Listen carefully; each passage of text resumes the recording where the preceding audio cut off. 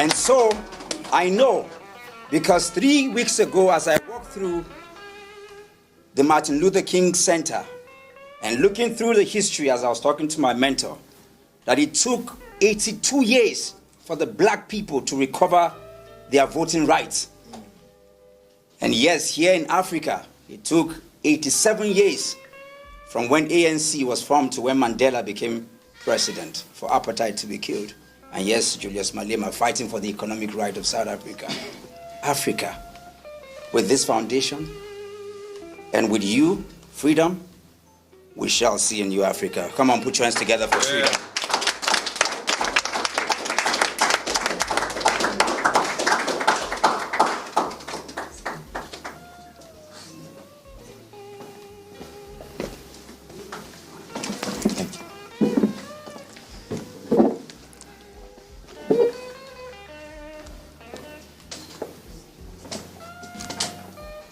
I grew up in a farmland somewhere in Ghana, in Kumasi.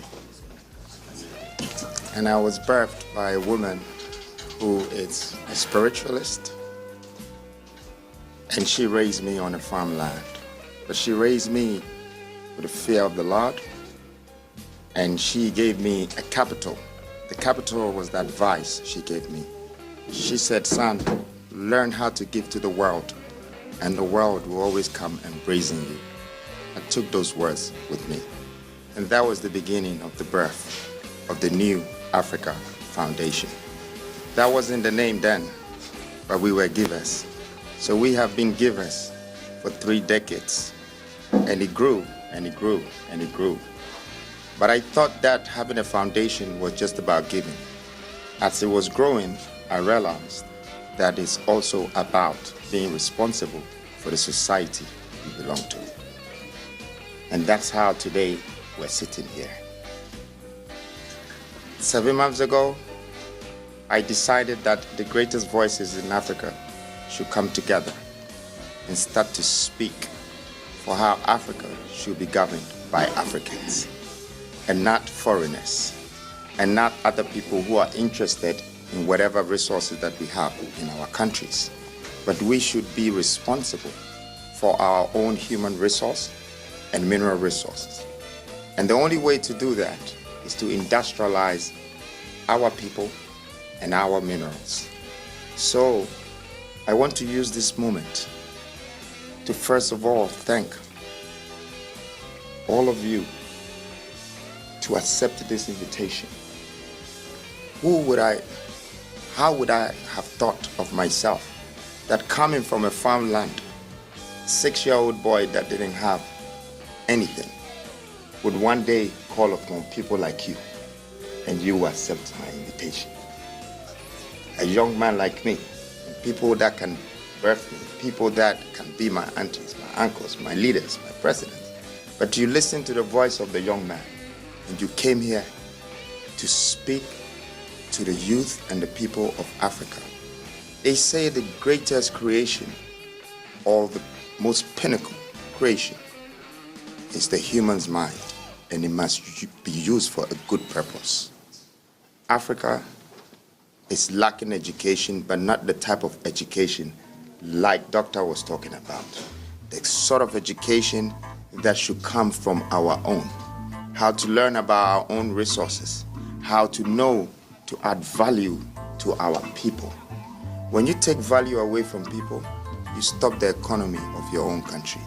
You stop the growth of your own country. When you add value to the people and give you knowledge, but it's also to stand up and become responsible for the social responsibilities of this continent that will build the youth. For the future of Africa is in the hands of the youth. They have more years ahead of them. And at least we have lived half through our lifetime, and some of us have even gone past that, but we thank God for giving us life. And we need to think about our children. We need to think about the youth who are coming up. So again, when I look at this opportunity, I don't take it lightly. You might call it a failure. I see it as an opportunity. Being here and being with us is 4 different leaders from 4 different sides of Africa coming to Ghana makes me feel that this is the headquarters of Africa. People have value for Ghana. They have value for Accra. When I was growing up, one of my favorite mentors was Kwame Nkrumah. And I had to find out the true story about him. His mother used to cross a river to go to the farm. And one day, in the river, his mother had stepped on a fish. And he pointed the fish and said, "Mama, you're standing on a fish." So the mother dipped her hand in the water, picked the fish, and they said that was illegal according to the tradition of the Ndimans. So they took the fish and Kwame Nkrumah to the palace. And the chief, the king, said, "Who found the fish?" And the woman said, "My son." And the king said to the woman, "Cook the fish for your son to eat." Now the point that I'm trying to make is that Kwame Nkrumah was ordained. He was already ordained, and we couldn't change that. Patrice Lumumba is ordained. Dr. Arikana is ordained. Peter Obi is ordained. We need to start to respect ordination. Our leaders are ordained for a reason. Who would have thought that kid at the back of the woman one day will have the whole world talking about him, about the changes that he wanted to bring in Africa? The leaders of Africa, I would like to use this moment to urge that please look into your youth. You have the Nkrumahs in there. You have the Marcus Garveys in there. You have the Martin Luthers in there. You have great leaders in the youth. Give them the chance. Let them just help. Let them add value to the people. Let them support us. Let's support ourselves. Let's build ourselves again. And on this note, I would like to say sorry to those that couldn't participate with us in the convention. But right here, I am seeing the convention. This is the convention. It is the birth of the convention. This is the convention.